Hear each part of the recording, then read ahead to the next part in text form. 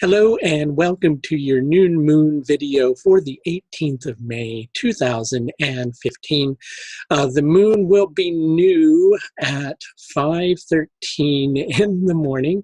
That's UK time. If you're on the east coast of the States, that'll be midnight, just after midnight, about 13 minutes past midnight. And the moon is new in Taurus. It's a Taurus new moon and in the sign of Krittika. Let's talk a little bit about Krittika and what that energy is all about. Basically, imagine a tube, if you will, and that tube is set up to have pure energy flow through it. And imagine yourself as somewhat of an etheric tube that channels the energy of spirit through it. The purpose of Krittika is to purify that channel so that it can become clear, so that the truth and the nature of your true being can flow through. Now, Krittika quite often involves very blunt speech in between individuals when Krittika is involved in the process. When it's a self-related process, then it's needing to take a look at some things on a very deep level and very much just be honest with yourself, regardless of whether you like the outcome or the emotions that are attached to, needing to be honest with yourself. That is the process of Krittika. And we're kicking off a week where it's really about taking a look at where you have grown and where you have not, and confronting yourself with the question of, are you going to continue to try to hang on to a situation or hang on to something just because you feel a deep sense of loyalty and devotion to it, even if it doesn't serve your spiritual purpose ultimately? Are you going to continue to hold on to that, or are you going to allow yourself to grow and allow yourself to relinquish your hold on that particular position, that particular person, particular situation, whatever it might be that is keeping you bound to the past rather than enabling you to move forward? So I guess you could boil it down to one particular question, which is, are you going to be your own best friend, or are you going to be your own worst enemy? And if you're going to enable yourself to grow and to move forward, then you're going to be your own best friend. If you're going to make yourself stay stuck in the past just because of being stubborn or dogged about a particular set of circumstances, well, then you're going to turn out to be your own worst enemy. And when astrology is happening, we can't necessarily escape the aspects, but we can work in harmony with it, with those aspects. And we do have a couple of very tense angles this week, and those angles do involve Pluto. Basically, on the 21st, we've got a sesquiquadrate between the Sun and Pluto, and we've got a tense angle known as a quincunx between Jupiter and Pluto, and we've got an opposition from Venus to Pluto, and we've got an opposition from the Sun to Saturn, and a sesquiquadrate from Venus to Saturn. So it's a week where there's going to be some resistance, right?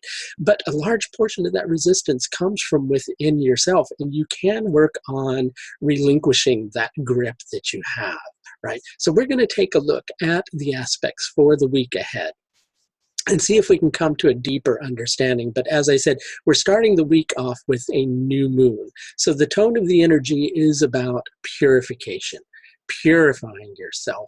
There's an intense desire for moving forward in a particular way in your life. And in order to allow yourself to have that forward motion, you're going to need to purify your approach. And that's what the week is all about. After the 18th, we are going to move forward, as one obviously would, to the 19th. At least we hope so, unless we skip a day in between. Let me move our astrological clock forward a little bit, and then we'll come back and we'll take a look at the fact that Mercury is actually on the 19th going to station and move towards retrograde motion for a couple of weeks. And Mercury is stationing in its own sign, which is Gemini, and in the nakshatra or lunar mansion of Rohini. And on the same day that the moon, which rules Rohini, is in that particular place. Now, you can look at the process of Rohini as fostering a seed so that it can grow. But ultimately, it's about the process of evolution. And you're going to find yourself during this particular Mercury retrograde period going over some old ground, looking at where you've grown and also understanding perhaps where you haven't grown and making the decisions to either continue not to grow, which we really, when it comes down to it, we don't have a choice because the universe will step in ultimately and make us grow. So it's that question of, are you going to go along willingly or are you going to go along kicking and screaming? And ultimately, you're going to be best served if you go along willingly, obviously, right? So that's this whole Mercury retrograde process. You know, I don't like getting quite as caught up in the whole thing of, you know, cars aren't going to work or, you know, you're going to have computer problems and all that stuff. Do you know why all that stuff happens? Really, it happens because you're being forced to slow down.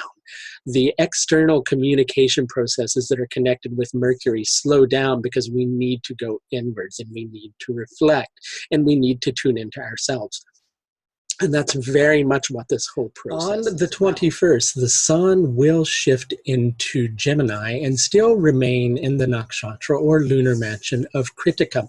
Now, Krittika is actually ruled by the sun. So the sun is actually very powerful when it's in Krittika and really aids in that purification process.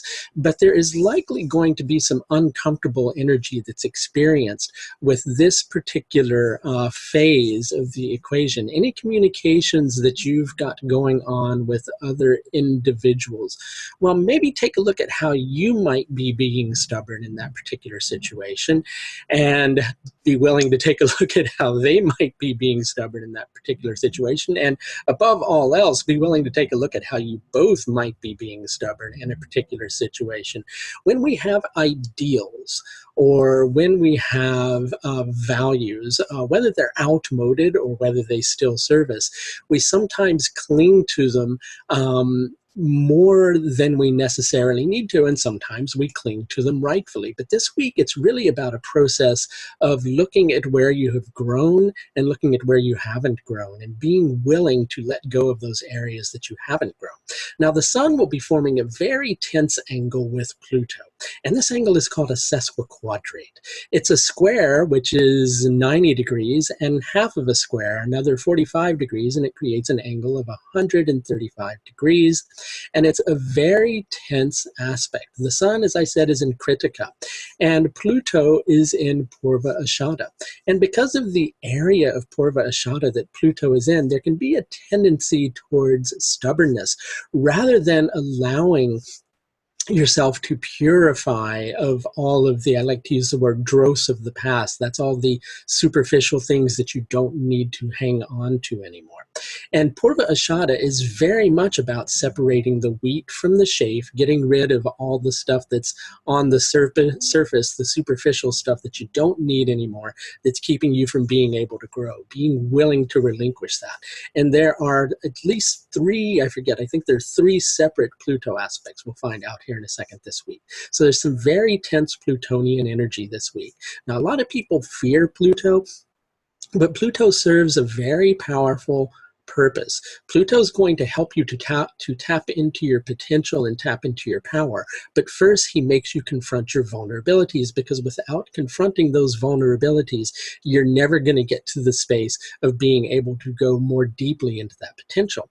So the desire that you have that's propelling you towards the future, well, you're not going to necessarily realize your goal unless you look at those areas where you're perhaps not growing and be willing to let go where you perhaps don't really desire to do so.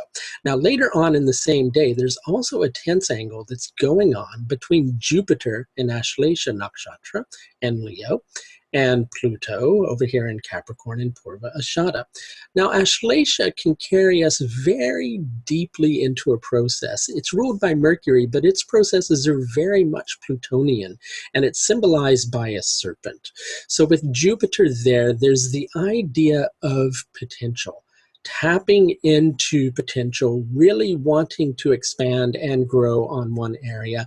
But part of your sense of values, which are becoming outmoded and are related to a past way of looking at things, are holding you back. And that's what this whole energy is trying to show you, is that you're not evolving because you're not allowing yourself to evolve, right? Now, following that day on the 22nd, we're going to have an opposition. I don't need to change the screen because basically you'll be able to see it. We're going to have an opposition between Venus and Pluto. Now, Venus is in Cancer. Venus in Cancer is, well, when it's functioning in a negative polarity, it can be energy that cares too much, that goes too deeply into the emotional realm, right? And then doesn't allow a healing process to happen. And with Venus in Punarvasu, and in a section of Punarvasu that is very much going to bring a sense of, well, I want to say sensation, a sensation of potential, a sensation of power, a sensation of energy gathering together towards a distant goal, because Punarvasu is symbolized by a house where energy can come together, where a process of rehabilitation can take place. But again, you've got this dogged energy of Pluto over in Capricorn and Purva Ashadha that is being somewhat egocentric and not allowing the process that really ultimately needs to happen of shedding layers of the ego so that one can shine forth. It's not really allowing that process to happen. And Purva Ashadha is actually ruled by Venus. So that's going to make that aspect even more powerful. And with the ongoing aspect between Jupiter and Pluto, well, Jupiter rules Punarvasu. So that's going to intensify that whole process. So again, kind of summarizing it, you can move forward. There is the potential. You begin to tune into the sensation of that power as you are allowing a healing process to happen, but you're not allowing it to happen to as deep of an extent as you might have the capacity to do so. And that's what the energy wants to show you this week. Now, as we shift forward to the 23rd, the sun will have moved forward a degree or so from its present position, which it's showing on the screen, and it's going to oppose Saturn. Now, let's talk about Saturn in Anuradha. Anuradha energy is very devotional. But sometimes that energy becomes self-restrictive, right? And basically, where a planet is in a nakshatra is going to place it in another chart that us Vedic astrologers use called the Navamsha in a particular sign. And Saturn in the section of Anuradha that it's in will place it in Aries in the Navamsha chart at the time that this aspect is happening. And Saturn's debilitated there. And there's a sense of self-restriction, of holding oneself back because of devotion to a particular set of ideals, beliefs, or even to a particular person. One is holding oneself back. And again, the theme is not allowing a purification to happen. Well, guess what? That purification is going to happen whether you like for it to or not, because Venus is going to come along and break you out of that process. Venus gathering together that strength in Punarvasu is going to sesquiquadrate Saturn, another tense sesquiquadrate. Now, sesquiquadrate aspects can be quite explosive. I do want to let you know that, but they only last for about a day or so when it's a fast-moving planet, because it's only applicable when it's within about a degree.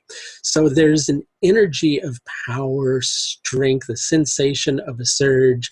And part of that is going to, well, for lack of a better way to put it, explode you out of an area where you've been holding on. But if you're willing to kind of look at a process holistically and look at a process therapeutically, you're going to recognize that this is actually to your benefit. And if you recognize it before the actual tense aspect happens, then you'll be able to work in harmony with the aspect and allow it to carry you towards the space that you need to be in. right? So that's going to do it for the aspects for the week, beginning with the new moon. Obviously, I don't know which areas of your chart these are impacting, so I can't go more into depth with that with you. For that, I would need to do a personal consultation with you, or you could order one of my video reports or even a written report, all of which are available through my astrological services link, which is further down in this video. If you've closed that link down already, there's also a link down in the description area, which will take you to my services page as well. If you haven't subscribed to my YouTube page yet, please consider doing so. I do regular videos pretty much each day with a Vedic lunar scope showing the lunar energy for the day. So you can be notified every time there's one of those released, or any other videos that I put up. That's going to do it for your new moon video for the new moon of the 18th of May, 2015. Until next time, please do take the very best care of yourself. Bye now.